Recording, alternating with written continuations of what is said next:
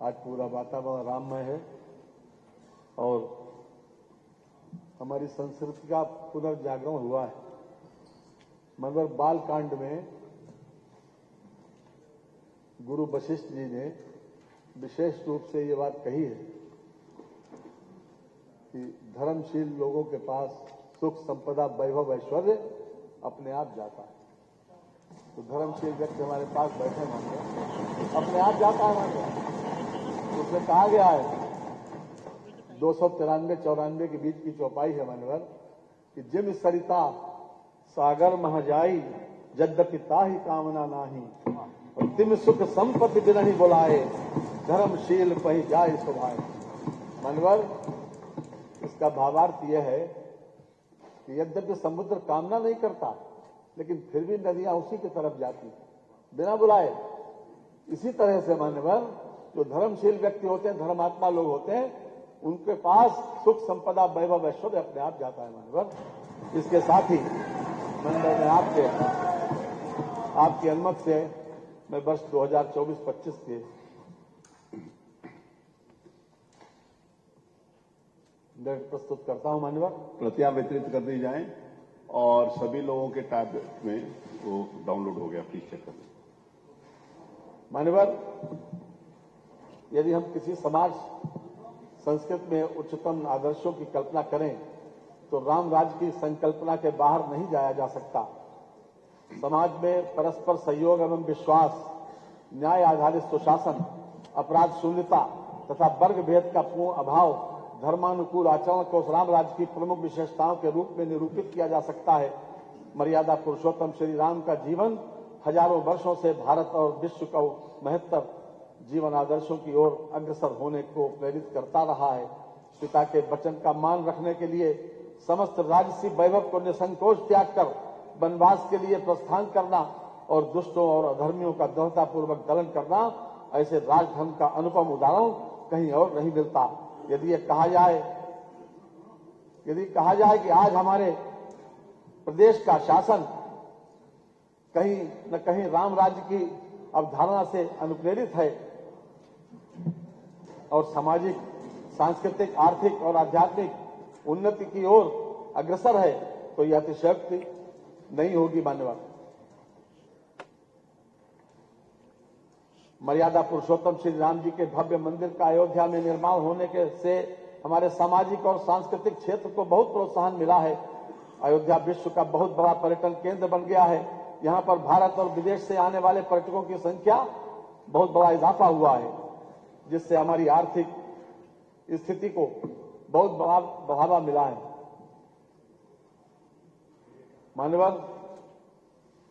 माननीय प्रधानमंत्री जी ने के सबका साथ सबका विकास नारे को चरितार्थ किया है।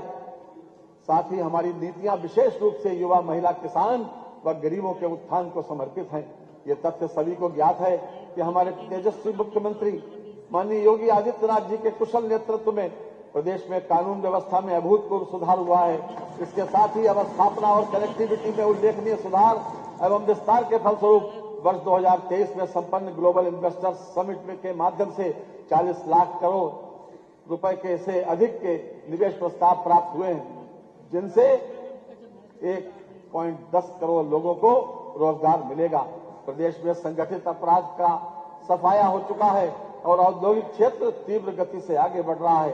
प्रदेश में एमएसएमई की 96 लाख इकाइयां हैं। आज प्रदेश के उद्यमियों द्वारा लगभग 2 लाख करोड़ रुपए का निर्यात किया जा रहा है। ईज ऑफ डूइंग बिजनेस की रैंकिंग में प्रदेश पहले 14वें स्थान पर हुआ करता था, आज देश के दूसरे स्थान पर है।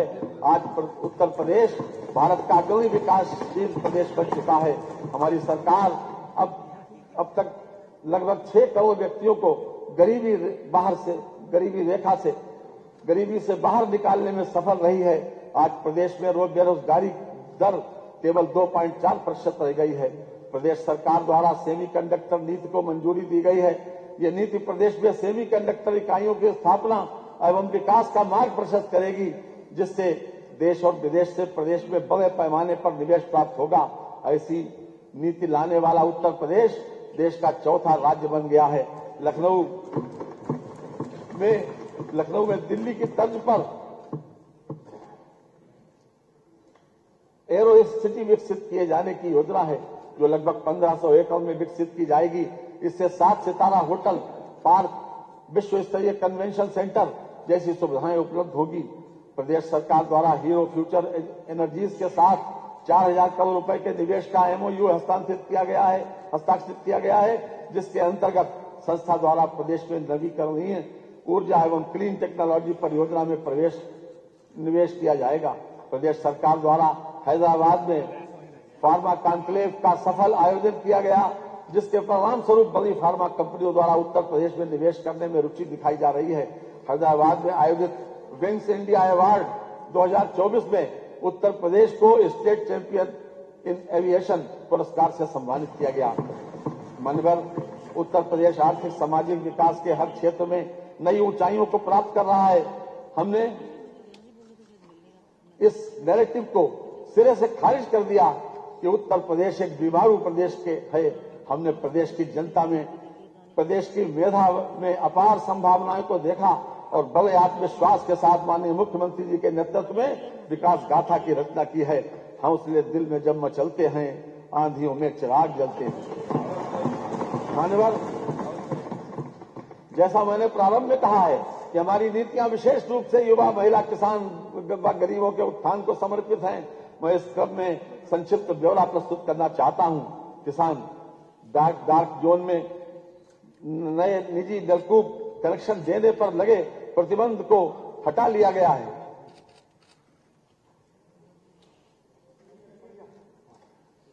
हमारी सरकार अब तक प्रदेश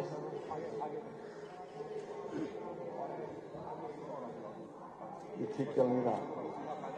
डार्क जोन में नए निजी नलकूप कनेक्शन देने पर लगे प्रतिबंध को हटा लिया गया है, जिससे लगभग 1 लाख किसानों को सीधा फायदा हुआ। बुंदेलखंड क्षेत्र में एकल रबी फसल की सिंचाई हेतु सीजनल टैरिफ का लाभ एवं अस्थायी विद्युत संयोजन की सुविधा प्रदान की गई। वर्ष 2023-24 में माह अक्टूबर 2023 तक लगभग 37 लाख किसान क्रेडिट कार्ड का वितरण कराया गया। प्रधानमंत्री फसल बीमा योजना के अंतर्गत वर्ष 2022-23 के लगभग 10 लाख बीमित कृषकों को माह अक्टूबर 2023 तक 831 करोड़ रुपए की क्षतिपूर्ति का भुगतान किया गया। प्रधानमंत्री किसान सम्मान निधि योजना के अंतर्गत दिसंबर 2023 तक लगभग 63,000 करोड़ रुपए की धनराशि डीबीटी के माध्यम से 2 करोड़ 62 लाख कृषकों के खातों में हस्तांतरित की गई। प्रधानमंत्री किसान मान धन योजना के अंतर्गत प्रदेश के लघु एवं सीमांत कृषकों को 60 वर्ष की आयु प्राप्त करने पर पुरुष एवं महिला दोनों के लिए 3,000 रुपए की सुनिश्चित मासिक पेंशन प्रदान की जा रही है। वर्तमान सरकार द्वारा वर्ष 2017 से 29 जनवरी 2024 तक लगभग 46 लाख टन गन्ना किसानों को 2,33,793 करोड़ रुपए से अधिक का रिकॉर्ड गन्ना भुगतान कराया गया। ये गन्ना मूल्य भुगतान इसके पूर्व के 22 वर्षों के सम्मिलित गन्ना मूल्य भुगतान 2,01,519 करोड़ रुपए से भी 20,274 करोड़ रुपए अधिक है। पेराई सत्र 2023-24 के लिए गन्ने की अवगौती प्रजाति का मूल्य 350 रुपए से बढ़ाकर 370 रुपए, सामान्य प्रजाति का 340 रुपए से बढ़ाकर 360 रुपए तथा अनुपयुक्त प्रजाति का मूल्य 335 रुपए से बढ़ाकर 355 रुपए कर दिया गया है। महिला एवं बाल विकास निराश्रित महिला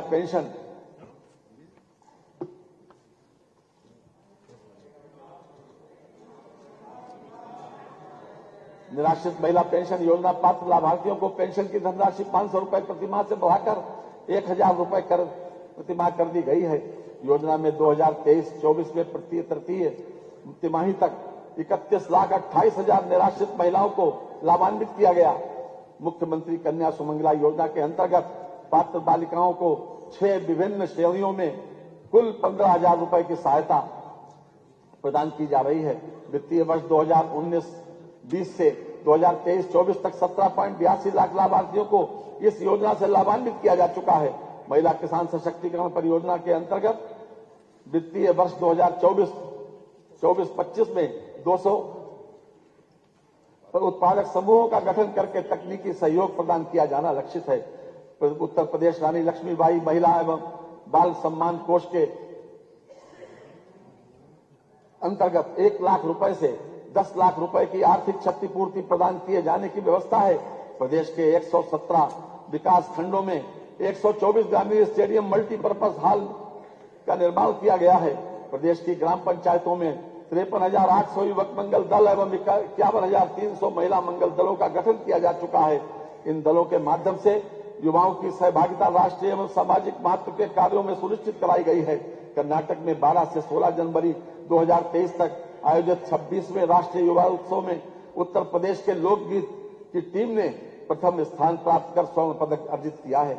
रोजगार एमएसएमई सेक्टर में मुख्यमंत्री युवा स्वरोजगार योजना के अंतर्गत अब तक 22,389 लाभार्थियों को लाभान्वित करते हुए 1,79,112 रोजगार सृजित किए गए हैं। एक जनपद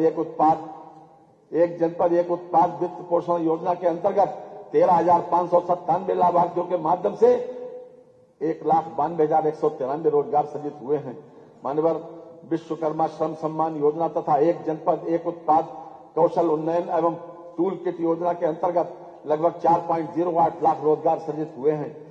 एकेटीयू से संबद्ध लगभग 700 से अधिक संस्थानों के छात्रों के लिए लगभग 25,000 रोजगार के अवसर पिछले शैक्षिक सत्र में उपलब्ध कराए गए हैं। उत्तर प्रदेश कौशल विकास मिशन के अंतर्गत 12.15 लाख युवाओं को प्रशिक्षित किया गया, जिनमें से 4.13 लाख युवाओं को विभिन्न प्रतिष्ठित कंपनियों से सेवा योजित कराया गया है। महात्मा गांधी नरेगा योजना अंतर्गत वित्तीय वर्ष 2023-24 में 28 करोड़ 68 लाख मानव दिवस सृजित कराते हुए 75,24,000 श्रमिकों को रोजगार प्रदान किया गया तथा वित्तीय वर्ष 24-25 में 33 करोड़ मानव दिवस का सृजन किए जाने का लक्ष्य है। मुख्यमंत्री ग्रामोद्योग रोजगार योजना के अंतर्गत वर्ष 2023-24 में माह अक्टूबर 2023 तक 408 लाभार्थियों को 1854.88 लाख पूंजीगत निवेश ऋण के साथ 7418 लोगों को रोजगार उपलब्ध कराया गया। सामाजिक सुरक्षा प्रदेश के लगभग 55 लाख वरिष्ठ नागरिकों को वृद्धावस्था पेंशन 1,000 रुपए प्रतिमाह की दर से प्रदान की जा रही है। सभी वर्गों की पुत्रियों की शादी हेतु मुख्यमंत्री सामूहिक विवाह योजना के अंतर्गत एक जोड़े को विवाह पर 51,000 रुपए अनुदान की व्यवस्था है। वित्तीय वर्ष 2022-23 में 1,08,74 जोड़ों का विवाह संपन्न कराते हुए 510 करोड़ रुपए का व्यय किया गया है। श्रमिक कल्याण भारत सरकार द्वारा निर्मित ई श्रम पोर्टल पर उत्तर प्रदेश के लगभग 8.32 करोड़ कामगारों का पंजीकरण हुआ है, जो देश में सर्वाधिक है। दिनांक 26 अगस्त 2021 से 31 अक्टूबर 2021 तक ई श्रम पोर्टल के लगभग 8.32 करोड़ कामगारों का पंजीकरण हुआ, जो देश में सर्वाधिक है। दिनांक 26 अगस्त 2021 से 31 अक्टूबर 2021 तक ई श्रम पोर्टल पर पंजीकृत 80.11 लाख श्रमिकों को भरण पोषण भत्ता के अंतर्गत 2,000 रुपए की दर से लगभग 1,600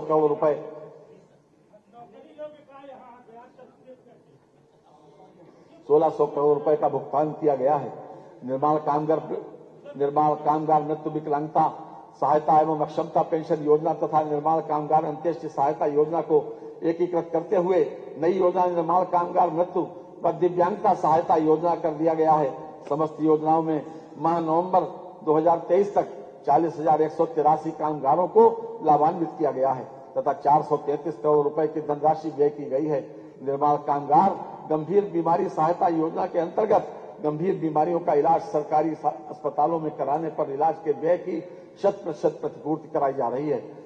वित्तीय समावेशन प्रदेश की जनता को वर्तमान में बैंकों की 19,705 शाखाओं, 2,28,544 बैंक मित्र एवं बीसी सखी तथा 17,852 एटीएम के माध्यम से बैंकिंग सुविधाएं उपलब्ध कराई जा रही हैं।